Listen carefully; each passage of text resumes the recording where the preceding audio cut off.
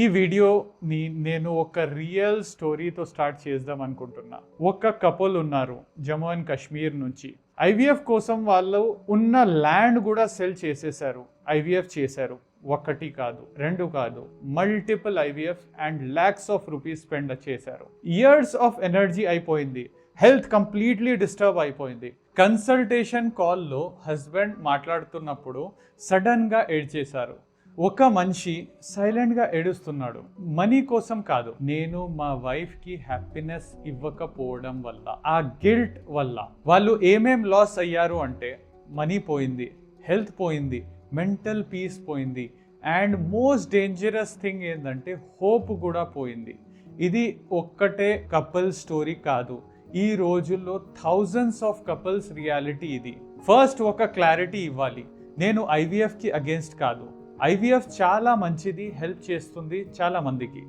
IVF ఒక medical advancement. కానీ problem ఏంటిది అంటే పీపుల్ థింక్ ఐవీఎఫ్ అంటే షార్ట్ కట్ ప్రెగ్నెన్సీ. ఇలా కాదు. మీ బాడీ లోపల హార్మోన్స్ డిస్టర్బ్ అయితే, గట్ హెల్త్ వీక్ అయితే, ఇన్ఫ్లమేషన్ ఉంటే, egg and sperm quality week అయితే అప్పుడు 2 ఐవీఎఫ్ చేయండి, 4 ఐవీఎఫ్ చేయండి, 10 ఐవీఎఫ్ కూడా చేయండి, సక్సెస్ గ్యారంటీ ఉండదు. సింపుల్ లాంగ్వేజ్తో చెప్తాను. మీ హౌస్ ఉంది, అది డర్టీ ఉంది, బ్రోకన్ ఉంది, కంప్లీట్లీ స్ట్రెస్ అండ్ టెన్షన్తో ఫుల్గా ఉంది. అలాంటిది ఇల్లులో మీరు గెస్ట్కి ఇన్వైట్ చేశారు. మీ ఒపీనియన్ ఏంటిది? హ్యాపీగా వస్తారా వాళ్ళు? అండ్ వచ్చి 9 months వరకు ఉంటారా? ప్రెగ్నెన్సీ ఎగ్జాక్ట్లీ ఇలాంటిదే. Body is equal to house and baby is equal to guest. So house ready లేకపోతే న్యాచురల్ ప్రెగ్నెన్సీ అలౌ చేయదు. ఐవీఎఫ్ ఎందుకు ఫెయిల్ అవుతున్నాయి? రియల్ రీజన్ ఏంటిది? Number 1 reason is DNA damage are mitochondrial dysfunction. చాలా మందికి ఈ point తెలియదు. రీప్రొడక్టివ్ సెల్స్ లో మైటోకాండ్రియా చాలా ఎక్కువ ఉంటుంది. మైటోకాండ్రియా ఏంటిది అంటే సెల్ ఎనర్జీ కోసం చాలా ఇంపార్టెంట్. స్ట్రాంగ్ మైటోకాండ్రియా ఉంటే good egg, good sperm and healthy embryo form అవుతుంది. Stress, toxins, wrong food, poor lifestyle DNA damage and mitochondria damage చేస్తున్నాయి. ఐవీఎఫ్ డిఎన్ఏని రిపేర్ చేయలేదు. సీడ్ ఏ వీక్ అయితే ఎక్స్పెన్సివ్ ల్యాబ్ కూడా మిరాకల్ చేయలేదు. Number 2, irregular periods. Biggest confusion. చాలా women చెప్తారు డాక్టర్ టాబ్లెట్ ఇచ్చారు, పీరియడ్ వస్తున్నాయి. అది చాలా తప్పు. ఎందుకంటే టాబ్లెట్స్ బ్లీడింగ్ మాత్రమే తీసుకొస్తుంది, ప్రాబ్లమ్ని సాల్వ్ చేయదు. క్యూర్ చేయని ఇష్యూస్ ఏంటి అంటే PCOD, thyroid, insulin resistance and gut issues. Period రావడం అంటే is not equal to body is healthy. ఇది ఎగ్జాక్ట్గా కార్లో వార్నింగ్ లైట్ ఆఫ్ చేస్తే ఇంజన్ ఇగ్నోర్ చేయడం లాగా. మూడోది mistake, ovary stimulation. Letrozole, clomid ఇస్తారు. ఎస్, మెడిసిన్స్ హెల్ప్ చేస్తుంది, బట్ ఎవ్రీ కేస్లో కాదు.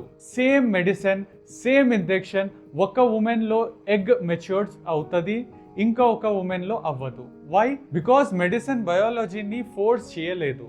మీ బాడీలో గట్ వీక్ అయితే, హార్మోన్స్ ఇంబ్యాలెన్స్ అయితే, ఇన్ఫ్లమేషన్ ఉంటే రిపీటెడ్ స్టిమ్యులేషన్ ఓవరీస్ని ఎగ్జాస్ట్ చేస్తుంది, ఎగ్ క్వాలిటీని ఇంకా స్పాయిల్ చేస్తుంది, లాంగ్ టర్మ్ డ్యామేజ్ చేస్తుంది. Number 4, stress. Biggest enemy.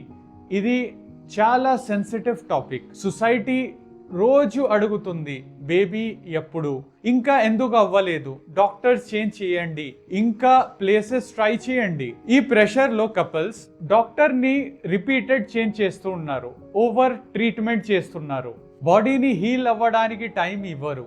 Stress వల్ల కార్టిజాల్ ఇంక్రీజ్ అవుతుంది. కార్టిజాల్ ఇంక్రీజ్ అయితే ఓవ్యులేషన్ బ్లాక్ చేస్తుంది, ఇంప్లాంటేషన్ బ్లాక్ చేస్తుంది. ఈ ఇయర్ ఒక డెసిషన్ తీసుకోండి, డాక్టర్ని ఫ్రీక్వెంట్ చేంజ్ చేయకూడదు. ఒక అప్రోచ్ మీద స్టిక్ అవ్వండి, పానిక్ కాదు, హీలింగ్ మీద ఫోకస్ చేయండి. సో ఇప్పుడు సొల్యూషన్ ఏంటిది? నెంబర్ 1 థింగ్, సోల్ హీలింగ్ చేయాలి. ఇన్ఫర్టిలిటీ జస్ట్ బాడీ ప్రాబ్లం కాదండి, కాన్ఫిడెన్స్ బ్రేక్ చేస్తుంది, ఫేత్ని షేక్ చేసేస్తుంది, ఇమోషనల్ ట్రోమా ఇస్తుంది. మైండ్ కామ్ ఉంటే హార్మోన్స్ కూడా రెస్పాన్స్ చేస్తుంది. సెకండ్ థింగ్, బాడీ హీలింగ్ చేయండి. మోస్ట్ ఫర్టిలిటీ ప్రాబ్లమ్స్ గట్ నుంచి స్టార్ట్ అవుతుంది. గట్ కంట్రోల్ చేస్తుంటే హార్మోన్స్, ఇన్ఫ్లమేషన్, ఇమ్యూనిటీ అన్ని కరెక్ట్ అవుతుంది. గట్ హీలింగ్ అయితే ఫర్టిలిటీ ఆటోమేటిక్ గా ఇంప్రూవ్ అవుతుంది. థర్డ్ ఇంపార్టెంట్, హార్మోన్ ని బ్యాలెన్స్ చేయండి. మేము హార్మోన్స్ ని సప్రెస్ చేయం, మేము బ్యాలెన్స్ చేస్తాం. ఫోకస్ ఉంటుంది థైరాయిడ్ మీద, ఇన్సులిన్ మీద, కార్టిజాల్ మీద, ప్రొజెస్ట్రాన్ మీద. Natural balance is equal to natural conception. Final message, మీరు ఐవీఎఫ్ ఫెయిల్ అయిన తర్వాత బ్రోకెన్ ఫీల్ అయితే, ఐయుఐ అయిన తర్వాత హోప్లెస్ అయితే ప్లీజ్ ఈ మాట వినండి. మీరు బ్రోకెన్ కాదు, మీ బాడీ యూజ్లెస్ కాదు, మీరు ఫెయిల్ కాలేదు. మీ బాడీ చెప్తుంది ఒక్కటే మాట, నాకు హీలింగ్ అవ్వడానికి టైం ఇవ్వండి. ఫోర్స్ చేయకండి. 2026 షార్ట్ కట్ ఇయర్ కాదు, ఇది ప్రిపరేషన్ ఇయర్. హౌస్ రెడీ అయితే గెస్ట్ ఆటోమేటిక్ గా వస్తారు అండ్ అక్కడే ఉంటారు. హోప్ ఉంటే, హోప్ ఉంది, పాత్ ఉంది, స్టార్ట్ లోపల నుంచి అవుతుంది. Don't ignore science, correct the route. I'm Syed Sajjad. Thanks for watching.